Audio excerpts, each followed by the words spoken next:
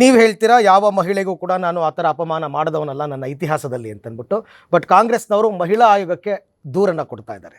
ಅವ್ರು ಹೇಳ್ತಾರೆ ಯಾವುದೇ ಮಾನವ ಹಕ್ಕುಗಳ ಉಲ್ಲಂಘನೆ ಆಗಿಲ್ಲ ಅಂತ. ನಿಮ್ಮ ಪಕ್ಷದ ವತಿಯಿಂದ ನೀವು ಮಾನವ ಹಕ್ಕು ಆಯೋಗಕ್ಕೆ ದೂರು ಕೊಡ್ತಾ ಇದ್ದೀರಾ. ಬಗೆಹರಿಯೋದು ಹೆಂಗೆ ಈ ಸಮಸ್ಯೆ? ಹಾಗಾದರೆ ಖಂಡಿತ ಮಹಿಳಾ ಆಯೋಗಕ್ಕೆ ಅವರು ದೂರು ಸಲ್ಲಿಸಲಿ, ಅವರು ದಾಖಲೆಗಳನ್ನು ಪರಿಶೀಲನೆ ಮಾಡಲಿ. ತಪ್ಪಿದ್ರೆ ಕಾನೂನು ಪ್ರಕಾರ ನನಗೂ ಶಿಕ್ಷೆ ಆಗಲಿ. ನಾನೇನು ಕಾನೂನಿನಿಂದ ಹೊರತಾಗಿರೋಣ? ಹಾಗೆಯೇ ಅವ್ರು ಮಾಡಿರೋ ತಪ್ಪುಗಳು, ಅವ್ರ ಇಲಾಖೆ ಮೂಲಕ ಅವ್ರು ನಡೆಸ್ಕೊಂಡ ರೀತಿ, ಪೊಲೀಸ್ ಅಧಿಕಾರಿಗಳು ಎಸಗಿದ ಕರ್ತವ್ಯ ಲೋಪ, ಅದ್ರದ್ದು ತನಿಖೆ ಆಗಲಿ, ನ್ಯಾಯಾಂಗ ತನಿಖೆನೂ ಮಾಡಲಿ. ನಾನು ಮಾನವ ಹಕ್ಕುಗಳಿಗೂ ದೂರು ಕೊಡ್ತೀನಿ, ನ್ಯಾಯಾಂಗ ತನಿಖೆನೂ ಆಗಲಿ.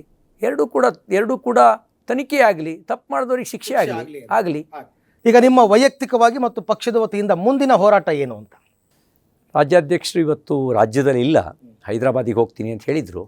ಅವ್ರ ಜೊತೆಯಲ್ಲಿ ಇಬ್ಬರು ವಿಪಕ್ಷ ನಾಯಕರ ಜೊತೆಯಲ್ಲಿ ಮಾತಾಡಿ ಪಕ್ಷದ ಕೇಂದ್ರದ ವರಿಷ್ಠರ ಜೊತೆಯಲ್ಲೂ ಸಮಾಲೋಚನೆ ನಡೆಸಿ ಕಾನೂನಾತ್ಮಕವಾಗಿ ಏನು ಕ್ರಮ ತಗೊಳ್ಬೇಕು, ಹೋರಾಟದ ದಾರಿಯನ್ನು ಹಿಡಿಬೇಕಾ, ಮತ್ತು ಬೆಳಗಾವಿಯಿಂದ ಬದುಕಿ ಬಂದಿದ್ದೇ ಹೆಚ್ಚು ಅಂತ ಹೇಳಿದ್ದಾರೆ. ಬೆಳಗಾವಿಗೂ ಹೋಗಬೇಕಲ್ವಾ? ಮನುಷ್ಯನಿಗೆ ಹುಟ್ಟು ಬೆಳಗಾಮಲ್ಲಿ ನಿಮ್ಮ ವಿರುದ್ಧ ಕಾಂಗ್ರೆಸ್ ಕಾರ್ಯಕರ್ತರದ್ದು ಒಂದು ಪ್ರೊಟೆಸ್ಟ್ ನಡೀತಾ ಇದೆ, ಅವ್ರನ್ನ ಸದನದಿಂದ ಅಮಾನತು ಮಾಡಬೇಕು ಅಂತ. ಈಗ ನಾನು ಹೇಳಿದ್ನಲ್ಲ, ನನಗೆ ಹುಟ್ಟು ಒಂದು ಸರಿ, ಸಾವು ಒಂದು ಸರಿ. ಈ ಜನ್ಮದಲ್ಲಿ ನಮಗೆ ಹಿಂದೂಗಳಿಗೆ ಪುನರಪಿ ಜನನಂ ಪುನರಪಿ ಮರಣಂ. ಹಾಗಾಗಿ ಹಿಂದೂ ಫಿಲಾಸಫಿಗೆ ನಾವು ಪುಣ್ಯವಂತರು. ಬೇರೆಯವರಿಗೆ ಒಂದು ಸರಿನೇ ಸಾವು, ಮತ್ತವ್ರಿಗೆ ಪುನರ್ಜನ್ಮ ಇಲ್ಲ. ನಾವೆಷ್ಟು ಪುಣ್ಯವಂತರು ಅಂದರೆ ಪುನರಪಿ ಜನನಂ ಪುನರಪಿ ಮರಣಂ.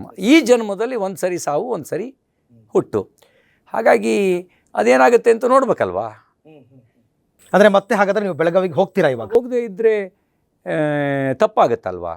ಅದು ಏನು ಮಾಡ್ತೀರಾ ಸರ್? ಬನಾನಾ ರಿಪಬ್ಲಿಕ್ ಅಂತ ಬೆಳಗಾವಿ ಅಂತ ಒಳ್ಳೆ ಜಿಲ್ಲೆ, ಹಿಂದುತ್ವದ ಗಟ್ಟಿ ನೆಲೆ, ಪ್ರೀತಿಸೋ ಜನ ಇರುವಂಥ ಜಿಲ್ಲೆ, ಸಕ್ಕರೆ ನಾಡು.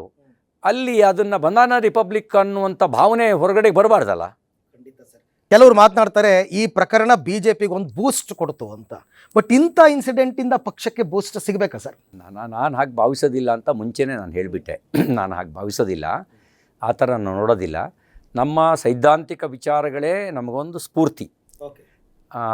ಆ ಸ್ಫೂರ್ತಿಯೇ ರಾಜಕೀಯದಿಂದ ಹೊರತಾಗಿದ್ದಂಥ ನನ್ನಂಥ ಲಕ್ಷಾಂತರ ಜನರನ್ನು ರಾಜಕೀಯಕ್ಕೆ ತಂದಿರೋದು.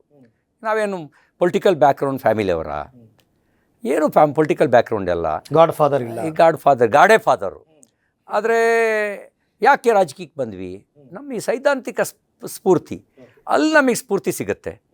ನಮ್ಮ ರಾಜಕೀಯ ನಮ್ಮ ನಾಯಕರ ನಡವಳಿಕೆ, ನೇತೃತ್ವ ನಮಗೆ ಸ್ಫೂರ್ತಿ ಕೊಡುತ್ತೆ. ನಮ್ಮ ಪಕ್ಷ, ನಮ್ಮ ಸರ್ಕಾರ ತೆಗೆದುಕೊಂಡ ಕೆಲವು ತೀರ್ಮಾನಗಳು ನಮಗೆ ಸ್ಫೂರ್ತಿ ಕೊಡ್ತವೆ. ಅದೇ ಸಾಕು ನಮಗೆ.